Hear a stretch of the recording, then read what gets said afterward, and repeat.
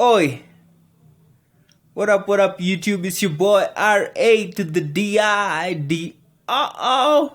So I'm gonna be taking you through how I work out my macros and how I'm working out my macros for this cut. Time to get lit. Another day, another gains. Stay tuned. Alright guys, when I talk about macronutrients, I'm referring to carbs, proteins, and fats. So what I do is I cut on a ratio of 40% for carbs, 40% for protein, and 20% for fats. So the first step is to get your body weight in pounds. So my current body weight is 81 grams, not 81 grams, 81 kgs, times 2.2, that will give me 178 pounds. Second step, multiply your weight in pounds by your activity level. So we have different activity levels here, ranging between 14 and 17. So you'll use whatever multiplier works best for you. So in my case, 15 is kind of what I do. I do move around a lot on my job, so I'll give myself a 15. So I multiply my body weight times 15. That gives me my maintenance calories, which is 2,673. Third step.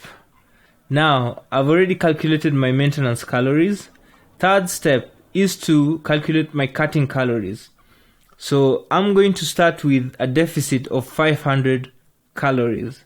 So I'll minus 500 calories from my maintenance calories. That is the third step. Fourth step is to work out my macros for carbs. Now my ratio for carbs and proteins will be the same because they're both 40%, and for fats will be 20%.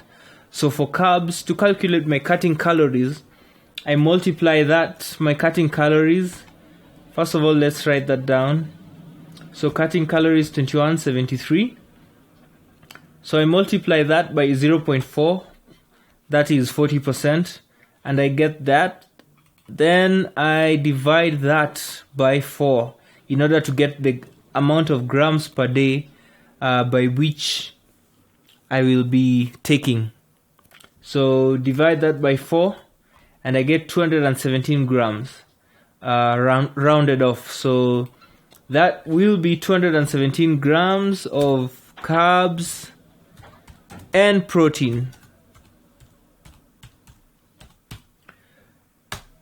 Fifth step. So fifth step is to calculate my fats. So I'm going to put again my maintenance calories. And for fats, you're going to multiply that by 0.2 because fats will be on 20%. So you get that. To convert that into the amount of grams of fat you'll be taking per day, divide that by 9. And I get 48.28 grams of fat, which I can round off to 48 grams. And that's 48 grams of fat, sorry. Great. So what I do after calculating my macros, I sort of work out a meal plan, a draft meal plan for myself. So I've already done that. My working macros are already here, as you can see. Then I develop various options for breakfast, for midday